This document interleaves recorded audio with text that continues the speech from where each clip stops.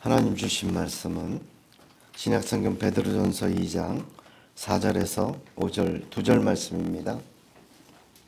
이 두 절 말씀 저와 여러분이 합독하도록 하겠습니다. 사람에게는 버림바가 되었으나 하나님께는 택하심을 입은 보배로운 산돌이신 예수께 나아가 너희도 산돌같이 신령한 집으로 세워지고 예수 그리스도로 말미암아 하나님이 기쁘시게 받으실 신령한 제사를 드릴 거룩한 제사장이 될지니라. 아멘. 거룩한 주일 이 아침에 하나님의 평강이 예배하는 성도님들에게 가득하시기를 주님의 이름으로 축복합니다. 갈라디아서 3장 9절 말씀을 보면 믿음으로 말미암은 자는 믿음이 있는 아브라함과 함께 복을 받느니라 하셨습니다. 할렐루야. 아브라함은 믿음으로 복받은 사람입니다. 아브라함이 살던 그 세상은 믿음으로 살기에는 힘든 세상이었습니다. 모두가 하나님을 섬기지 않았고 세상의 연락을 즐기며 자기의 뜻대로 살고 있던 세상이었습니다. 아브라함을 택하셔서 믿음 주셔서 소돔과 고모라가 더 위대하고 애굽의 권세가 더 뛰어났지만 결국은 하나님은 믿음으로 나아가는 자 아브라함을 축복하시고 그를 통하여 믿음의 조상이 되게 하셨습니다. 우리도 지금 세상에서 하나님에 대한 믿음보다 더 힘센 것을 자주 만납니다. 아브라함이 애굽을 만나고 소돔과 고모라를 만나고 아비멜렉을 만나고 참 힘들었던 것처럼 우리들에게도 힘든 것은 참 많이 다가옵니다. 그러나 하나님은 살아계십니다. 우리 주님은 지금도 우리를 위하여 중보하십니다. 성령님은 말할 수 없는 탄식으로 저와 여러분을 위하여 중보하고 계십니다. 요한복음 14장 1절에 그러므로 주님은 너희는 마음에 근심하지 말라. 하나님을 믿으니 또 나를 믿으라 하셨습니다. 저와 여러분도 하나님이 택하신 사람들입니다. 아브라함처럼 믿음으로 살기에 적당치 않는 세상에 있지만 그러나 하나님은 믿음을 통하여 아브라함을 축복하신 것처럼 오늘 믿음을 받는 저와 여러분도 아브라함과 같이 축복하실 줄로 믿습니다. 그렇게 되시기를 간절히 소원합니다. 믿음에는 세 가지 중요한 요소가 있습니다. 첫째는 지식입니다. 로마서 10장 17절에 그러므로 믿음은 들음에서 나며 들음은 그리스도의 말씀으로 말미암았느니라 하였습니다. 들어야 돼요. 지식이 있어야 합니다. 예수 그리스도의 말씀을 들어야 됩니다. 두 번째 믿음의 요소는 받아들임입니다. 들은 말씀을 내가 영접하는 것입니다. 이해되지 않고 또는 그것이 다 깨닫지는 못하여도 주님의 말씀이니까 아멘하고 받아들이는 것, 영접하는 것입니다. 세 번째 믿음의 요소는 순종하는 것입니다. 그렇습니다. 요한복음 14장 히브리서 11장 31절에 믿음으로 기생 라합은 정탐꾼을 평안히 영접하였으므로 순종치 아니한 자와 함께 멸망치 아니하였다 합니다. 여리고의 모든 사람은 이스라엘 백성이 하나님이 함께 하시는 것을 알고 있었습니다. 그럼에도 불구하고 다 순종하지 않았어요. 기생 라합만 믿음으로 순종하여 구원받은 것입니다. 그렇습니다. 믿음에는 지식이 있어야 돼요. 받아들임이 있어야 되고 듣고 받아들인 것을 따라가는 순종이 있어야 합니다. 이 믿음의 굉장히 중요한 세 가지 내용입니다. 이러한 믿음에는 하나님의 역사가 나타납니다. 데살로니가전서 1장 5절을 보면 이는 우리 복음이 말로만 너희에게 이른 것이 아니라 오직 능력과 성령과 큰 확신으로 된 것이라 하였습니다. 그렇습니다. 지식이 있고 받아들임이 있고 그 속에서 순종함이 있는 그 믿음, 하나님의 큰 능력으로 그 믿음의 사람을 아브라함처럼 복받게 하시고 세우시고 또한 역사하는 줄로 믿으시길 바랍니다. 우리가 히브리서 11장을 믿음장이라고 하지 않습니까? 거기에 보면 아벨로부터 사무엘까지 모두 14명의 이름이 거론되어 있습니다. 그들 삶은 모두가 믿음의 삶이었고 그들은 모두 믿음으로 큰 축복을 받은 사람들이라 그렇게 증거하고 있습니다. 그 사람들의 이야기를 깊숙이 보면 그 사람들의 믿음에는 이렇게 지식과 받음과 순종이 함께 갔습니다. 그 믿음의 세 가지가 함께 갈 때 하나님이 그 사람들을 믿음으로 말미암아 복받는 사람으로 아브라함처럼 하나님의 사람으로 세우신 것을 성경은 증거하고 있습니다. 저와 여러분 이 세 가지 이 믿음 가지고 이 어려운 세상 아브라함처럼 믿음으로 복받는 은혜로운 삶이 되기를 간절히 소원합니다. 오늘 본문의 말씀은 세 번째로 함께 나누고 있습니다. 이 4절의 베드로전서 2장 4절 5절 말씀은 믿음에 관한 말씀은 아닙니다. 그러나 믿음으로 사는 성도에 대한 하나님의 뜻과 계획이 들어있는 말씀입니다. 예수님도 하나님의 뜻대로 사셨죠? 요한복음 6장 38절 보면 내가 하늘로서 내려온 것은 내 뜻을 행하려 함이 아니요 나를 보내신 이의 뜻을 행하려 함이라 하셨습니다. 성령님도 하나님의 뜻대로 행하십니다. 로마서 8장 27절을 보면 성령이 하나님의 뜻대로 성도를 위하여 간구하신다 그렇게 기록이 되어 있습니다. 성도에게는 믿음으로 살 때 하나님의 뜻이 그 성도에게 계획이 있습니다. 성도도 신자도 하나님의 뜻대로 사는 것이 중요합니다. 마가복음 3장 35절에 누구든지 하나님의 뜻대로 하는 자는 내 형제요 자매요 모친이라 주님이 그렇게 말씀하셨습니다. 또한 요한일서 2장 17절에도 이 세상도 그 정욕도 지나가되 오직 하나님의 뜻을 행하는 이는 영원히 거하느니라 하였습니다. 구원받은 성도는 하나님의 뜻대로 이 땅을 살아내야 합니다. 하나님께서는 하나님의 백성을 구원하여 내셔서 이 땅에서 하나님의 뜻이 그 신자 구원받은 사람들을 통하여 이루어지기를 하나님은 계획하시고 또한 쉬지 않고 역사하십니다. 이스라엘 백성이 출애굽할 때 애굽에 10가지 재앙이나 내려서 바로의 마음이 엎어져야 출애굽이 되었습니다. 홍해를 가르고 마른 땅을 건너서 시내산에 도착을 합니다. 시내산에 도착해서 하나님이 직접 이 땅에 내려오셔서 십계명을 모세를 통하여 주시는데 그 내용이 출애굽기 20장에 있습니다. 그런데 그 시내산의 십계명 사건 바로 직전에 하나님은 모세를 따로 부릅니다. 십계명을 주시기 전에 모세에게 내가 일러준 말을 백성들에게 먼저 알려줘라. 이 말 듣고 십계명 받아라. 그 뜻입니다. 출애굽기 19장을 보게 되면 이렇게 말씀하십니다. 나의 애굽 사람에게 어떻게 행하였음과 내가 어떻게 독수리 날개로 너희를 업어 내게로 인도하였음을 너희가 보았느니라. 세계가 다 내게 속하였나니 너희가 내 말을 잘 듣고 내 언약을 지키면 너희는 열국 중에서 내 소유가 되겠고 너희가 내게 대하여 제사장 나라가 되며 거룩한 백성이 되리라. 너는 이 말을 이스라엘 자손에게 고할지니라. 그리고 십계명 주셨어요. 무슨 말입니까? 난 너를 구원해냈어.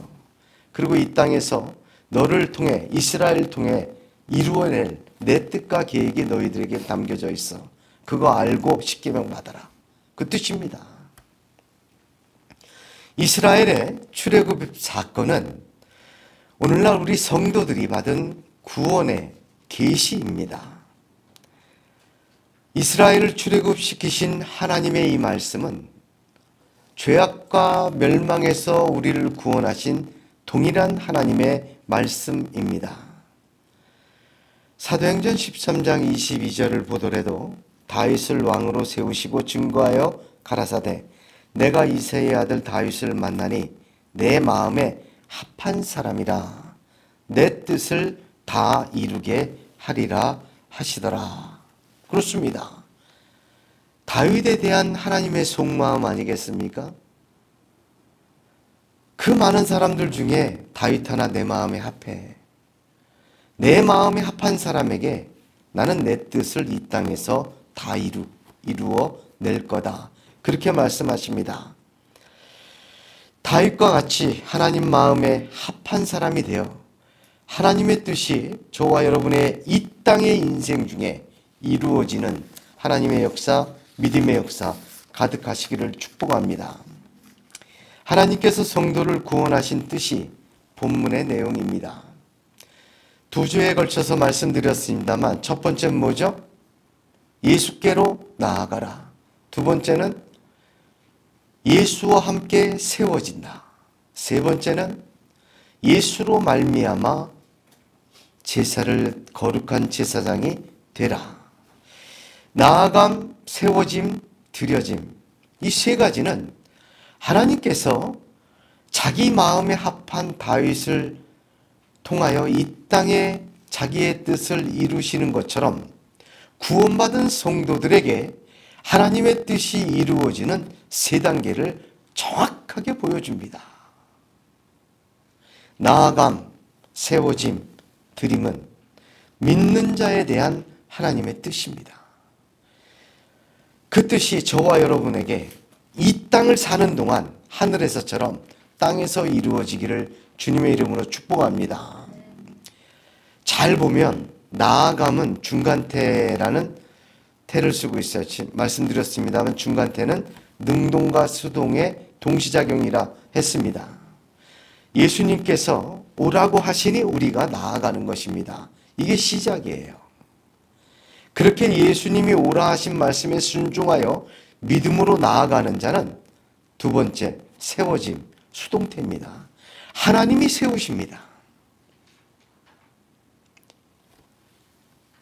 산돌이 되신 예수와 같이 우리도 하나님의 능력으로 세워 가십니다. 그리고 드림이라는 것은 완전한 능동태예요. 신령한 집으로 세워진 성도는 신령한 제사를 드리는 거룩한 제사장이 되어야 합니다. 하나님의 뜻입니다. 다윗에게처럼 우리에게 이루실 하나님의 뜻인 것입니다. 오늘은 그 마지막 세 번째 말씀에 대하여 깊이 나누도록 하겠습니다.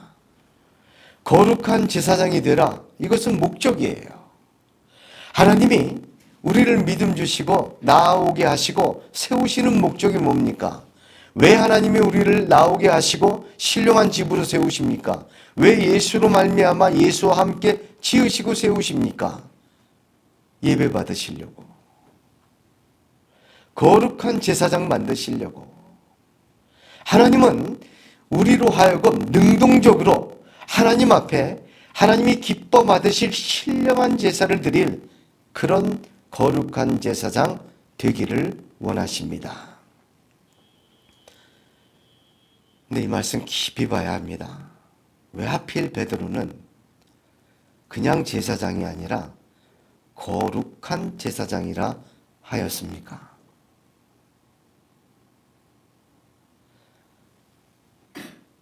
자세히 묵상하다 보면 구약 성경부터 쭉 묵상하다 보면 이 말 정말 아멘입니다. 여러분 제사장이 다 같은 제사장이 아니었어요. 예수 잡아 죽인 제사장도 있었습니다. 구약의 예레미야, 에스겔, 이사야 선지자 때는 거짓 제사장이 판을 쳤습니다. 범죄한 제사장도 있었고 엘리처럼 게으른 제사장도 있었습니다. 제사장이라고 다 같은 제사장이 아니구나. 그러므로 베드로는 꼭 찍어서 거룩한 제사장이 될지니라 하였습니다. 단순히 예배드리는 제사장이 아니라 거룩한 제사장이 되라.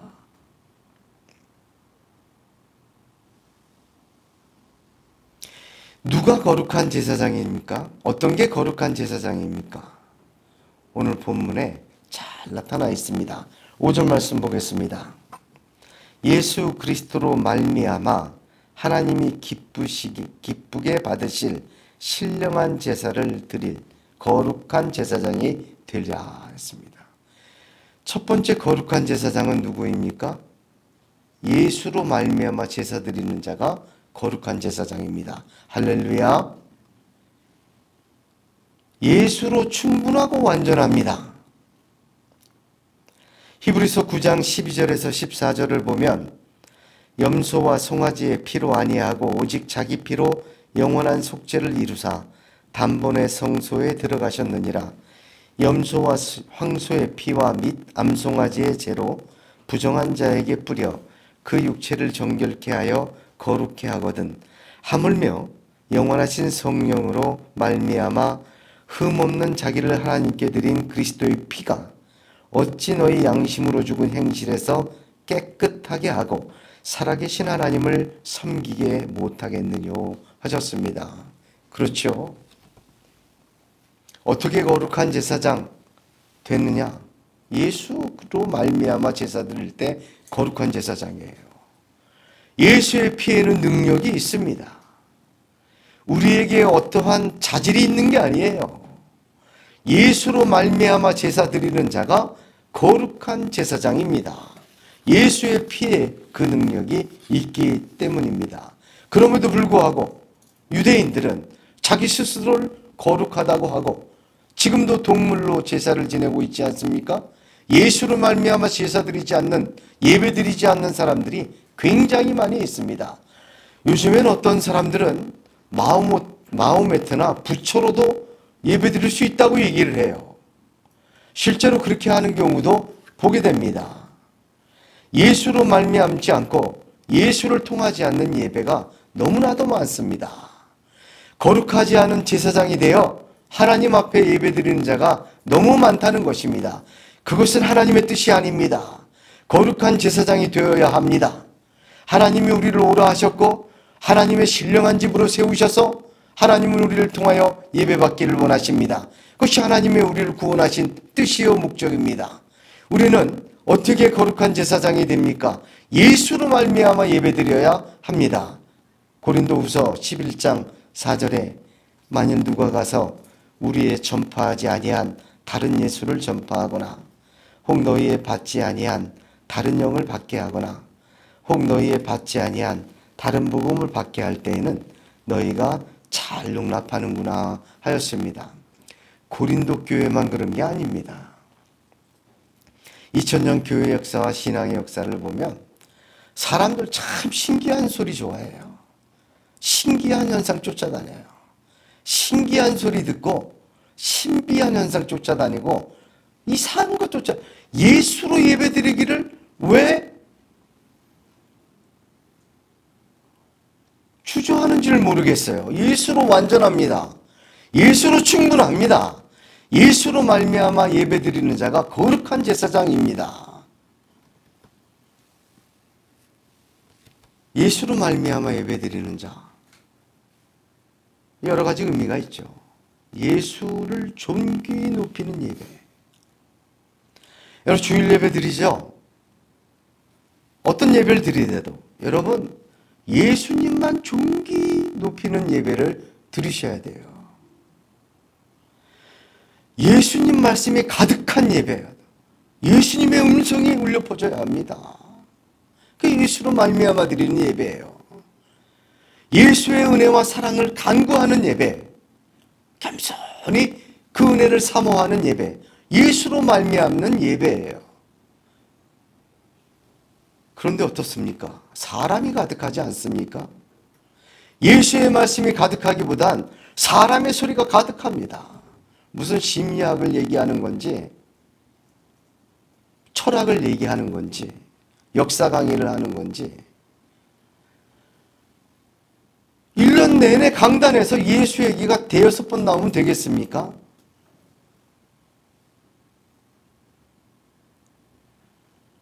육의 것이 가득한 예배.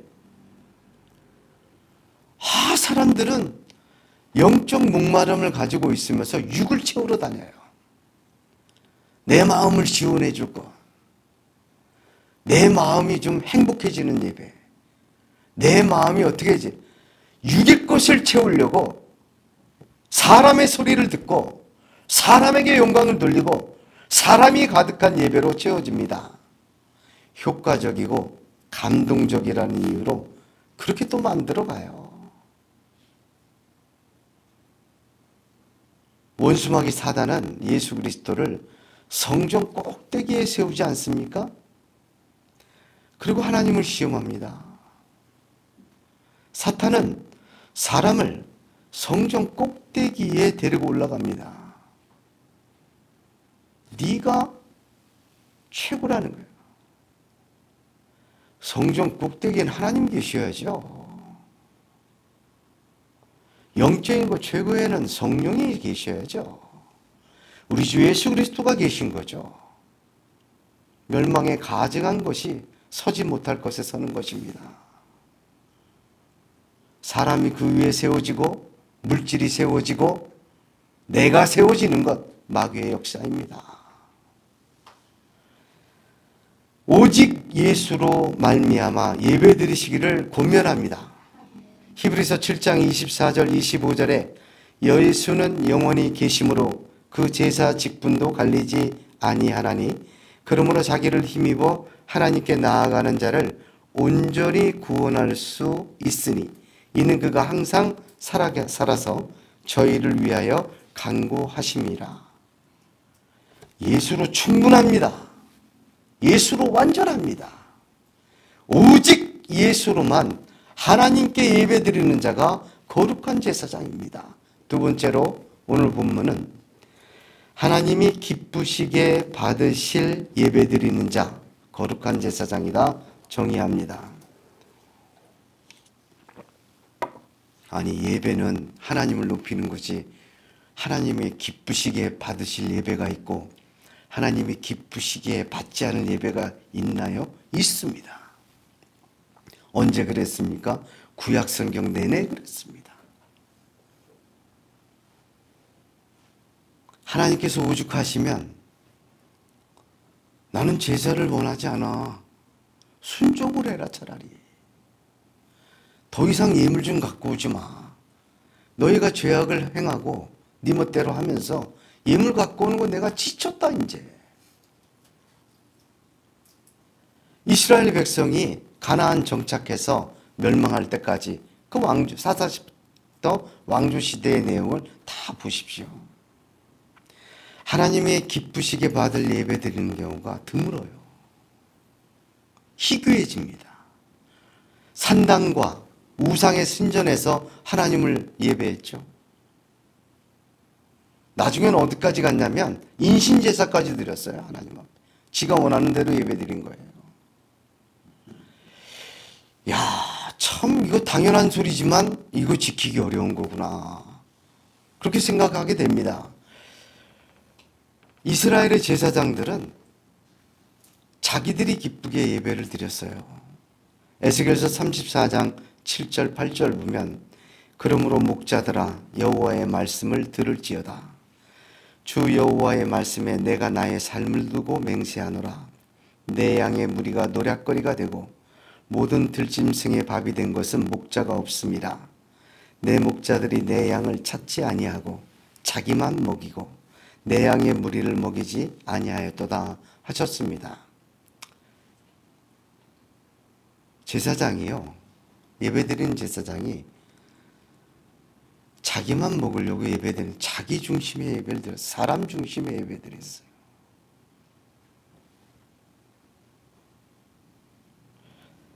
하나님이 기쁘시게 받으실 예배, 어떤 예배입니까? 히브리서 13장 15절 16절에 정확하게 두 가지가 나와 있습니다. 우연인지 성령의 역사인지 오늘 교동문 교독도 이 본문으로 했죠. 제가 읽습니다. 이러므로 우리가 예수로 말미암아 항상 찬미의 제사를 하나님께 드리자. 이는 그 이름을 증거하는 입술의 열매니라. 오직 선을 행함과 서로 나눠주기를 잊지 말라. 이 같은 제사는 하나님이 기뻐하시느니라 하였습니다. 자, 이 말씀 속에 정확히 두 개가 들어있어요. 하나는 찬미의 제사, 두 번째는 선을 행함과 서로 나눠주기. 야, 하나님이 기쁘시게 받으실 만한 예배가 어떤 예배냐? 첫째는 찬미의 제사입니다. 이 무슨 말인가? 하나님 한 분만 높이는 찬양과 기도와 헌신과 드림이에요.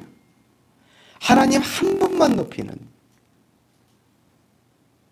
그게 1번이에요. 그러니까 예배 드리기 전에 우리 교회에 와서 좀 한 20-30분 먼저 기도하잖아요. 기도하고 찬양 한 10분 하지 않습니까? 그 시간 동안 저는 성도들을 위해서 중보합니다. 이 예배를 통하여 하나님 한 번만 바라보게 해달라. 그렇게 중보를 해요. 그 예배 전에 그 시간이 얼마나 중요한지 모릅니다. 온갖 마음과 세상의 짐을 짊어지고 왔다가도 조용히 한 20-30분 내려놓고 또 하나님을 찬양하면서 하나님 앞에 서는 것. 너무 중요하다고 생각합니다. 얼마나 중요한지 모릅니다.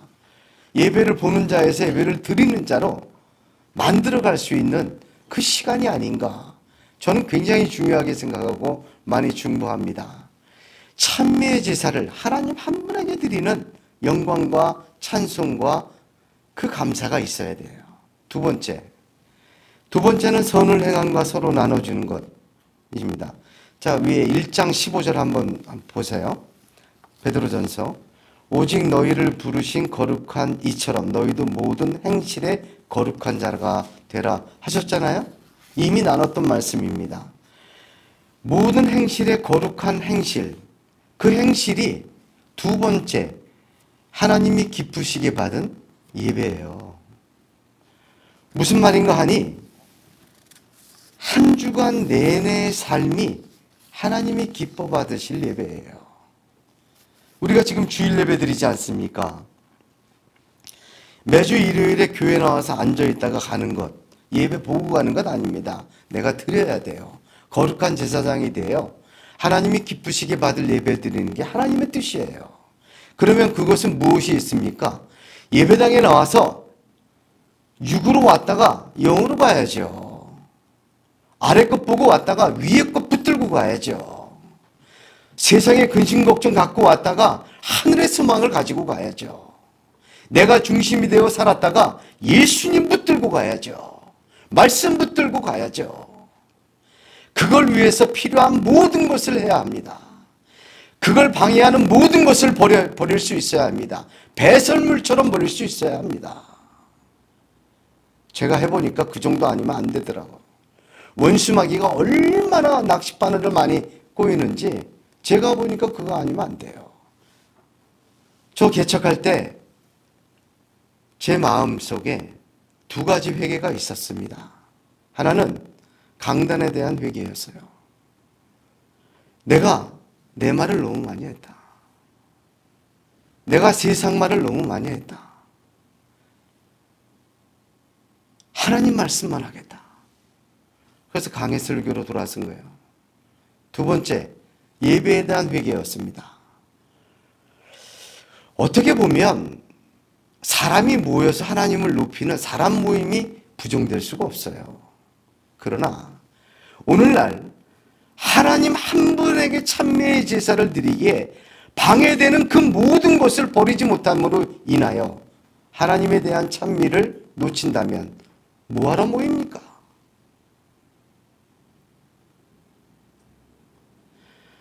그때도 엎드려서 기도하고 지금까지 마찬가지지만 하나님 한 분에게만 영광 돌리고 하나님 한 분에게만 높이는 것 방해되는 모든 것을 버리겠다. 왜 하느냐?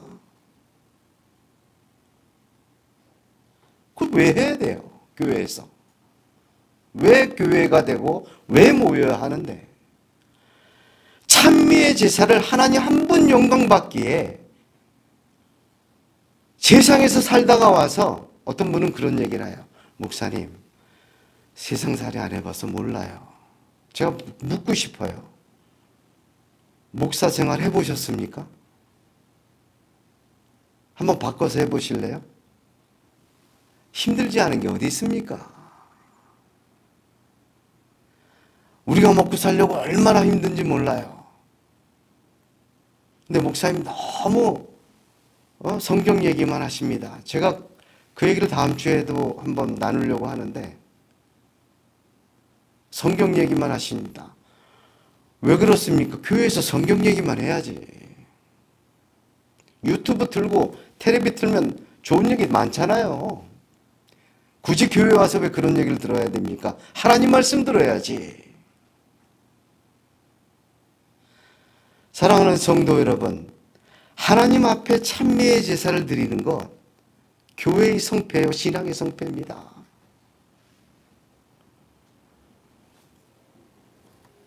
야곱이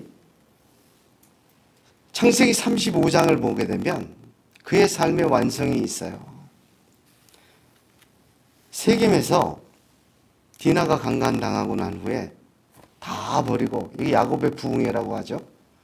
다 버리고 하나님 앞에 예배 드릴 때, 그때서야 비로소 모든 장식과 우상을 다 버립니다. 진정으로 하나님께 예배하게 방해되는 모든 것을 내려놓을 수 있어야 돼요. 과감하게. 그리스도 외에는 내가 모든 것을 배설물로 여길 수 있는 그 정도 가고 있어야 주님이 붙들어집니다. 오늘 주님은 우리에게 말씀하십니다. 한 주간의 삶이 하나님 앞에 나가서 예배 드릴 것을 기억하며 사는 삶이 되시기를 주님의 이름으로 권면합니다. 그 삶을 갖고 나와서 하나님 한 번만 높이는 것, 하나님이 기쁘게 받으실 예배입니다. 세 번째, 오늘 말씀을 보면 신령한 제사를 드리는 자가 거룩한 제사장입니다. 제사에는 예물이 있죠. 예물 없는 제사 없습니다. 히브리서 8장 3절 보면 대제사장마다 예물과 제사드림을 위하여 세운 자니 이러므로 저도 무슨 드릴 것이 있어야 할지니라 하고 주님이 자기 몸을 드리신 거예요. 예물 없는 제사 없습니다. 로마서 12장 1절을 보면 형제들아 내가 하나님의 모든 자비하심으로 너희를 권하노니 너희 몸을 하나님이 기뻐하시는 거룩한 산 제사로 드리라. 이는 너희에 드릴 영적 예배니라 하였습니다. 신령한 제사란 이 영적 예배니라 하고 같은 동의어입니다. 하나님께서는 히브리서 말씀을 보게 되면 우리 주 예수 그리스도를 영원한 대사장으로 세우시기 위하여 그 자신을 제물로 드리셨어요. 보라, 세상 죄를 지고 가는 어린 양을 보라. 제물이 되어서 십자가에서 대신 죽으셨습니다. 신령한 제사를 드린다. 이 말의 핵심 뭐예요? 너희 몸을, 따라하겠습니다. 너희 몸을 하나님이 기뻐하시는 거룩한 산제사로 드리라. 주님이 자신의 몸을 제물로 드린 것처럼 신령한 제사란 우리 몸을 하나님이 기쁘시게 받은 제물로 함께 주님과 함께 드리는 것입니다. 산 제물로 드리라고 했죠. 우리 몸을. 어떤 의미가 있습니까? 여기 몸이라는 단어는 어떤 뜻입니까? 몸이라는 단어, 육이라는 뜻입니다. 이 몸이라는 단어는 무슨 뜻입니까? 옛사람이라는 것입니다. 이 몸이라는 단어는 무엇입니까? 아래 것입니다. 이 몸이라는 단어는 어떤 것입니까? 하나님의 성령이 아닌 우리 육신의 삶을 이야기합니다. 그러므로 신령한 제사는 무엇입니까? 주님과 함께 나를 제물로 내놓는 거예요.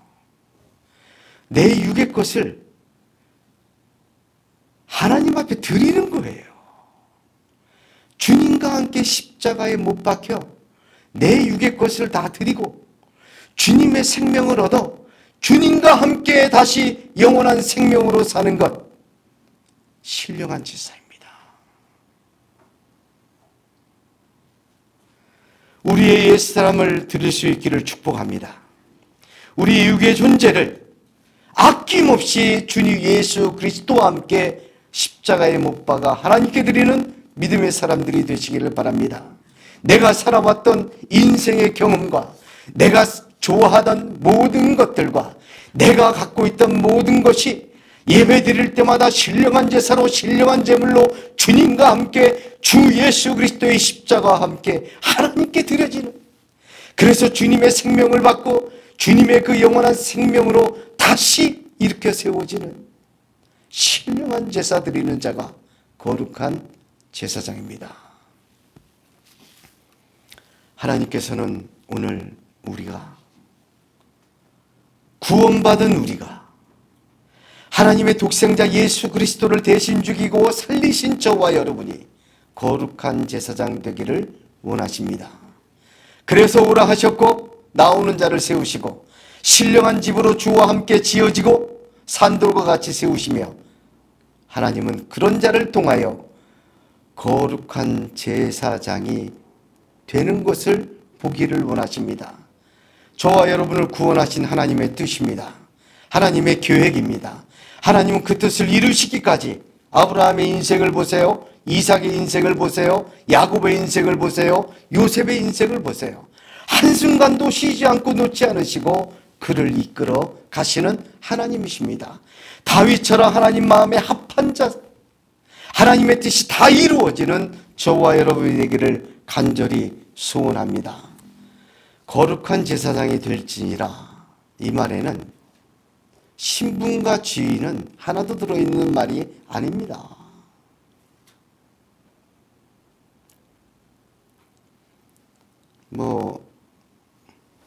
알고 하시는 건지 잘 모르고 하시는 건지 어쨌든 루터의 만인 제사장직을 참 잘못 얘기하는 분들이 많이 있더라고요. 만인 제사장직의 이야기는 신분과 지위에 관한 얘기가 아닙니다. 구약 성경 전체를 봐도 하나님께서 제사장을 세우신 건 직분 때문이에요. 기능 때문이에요. 무슨 말이냐? 성도가 거룩한 제사장이라는 말의 본질적 의미는 드리는 것에 있습니다. 오늘 본문 보세요. 5절에 이 구절을 가지고 루터의 만인 제사장적을 신분과 지위로 생각하는 것은 오산입니다. 5절 보면 신령한 제사를 드릴 거룩한 제사장이 될지니라 하였습니다. 드리는 것이 중요한 거예요. 여기 드리다는 단어는 완전한 제사 용어입니다. 우리가 성찬식을 헬라어로 아나포라라고 하는데 이 성찬식이라는 헬라어 아나포라라는 단어가 여기 드린다는 아노넨카이라는 단어에서 나왔어요. 완벽한 제사 단어입니다. 자발적으로 끊임없이 드리는 자가 거룩한 제사장이에요. 어떻게? 예수로 충분하고 완전한 예수로 말미암아 드리는 자, 하나님이 기쁘시게 받을 예배 드리는 자, 신령한 예배 드리는 자, 그 드리는 자가 거룩한 제사장이요, 하나님은 그렇게 목적하시고 우리를 구원하신 것입니다. 이런 하나님의 뜻이 저와 여러분에게 이루어지기를 주님의 이름으로 축복합니다. 우리 인생의 시간에 이것이 이루어져야 돼요. 이거 기회에 있는 것 아닙니다. 우리 태어난 것은 생일로 기억이 전부 순서가 있습니다. 남은 시간은 아무도 몰라요. 누가 장담하겠습니까? 여러분 기억하셔야 돼요. 이 땅에 있는 동안 그 뜻이 이루어져야 돼요. 지금 내가 여기서 육으로 살고 있는 동안 하나님은 우리를 구원하셔서 이 땅에서 하늘의 뜻이 저와 여러분, 구원받은 저와 여러분을 통해서 이 땅의 시간 속에서 이루어지기를 원하시는 것입니다. 우리의 인생이 얼마나 많이 남았는가 보다 어떻게 남은 시간을 하나님 뜻 이룰까 생각하며 믿음으로 나아가시기를 축복합니다. 믿음으로 아브라함과 같이 복을 받습니다. 그 믿음의 사람에게 하나님은 거룩한 제사장으로 살아가는 기대와 계획이 이 땅에서 이루어지기를 원하십니다. 그 뜻을 이루어 가시는 하나님의 마음에 합한 자가 되시기를 예수님의 이름으로 축복합니다. 하나님의 뜻이 다 이루어질 줄로 믿습니다. 그 하나님의 놀라운 계획과 역사가 나타나는 이 땅의 이 생명, 이 시간 속에서 드러나는 저와 여러분 되시기를 다시 한번 우리 주 예수의 이름으로 축복합니다. 축복합니다. 기도하겠습니다.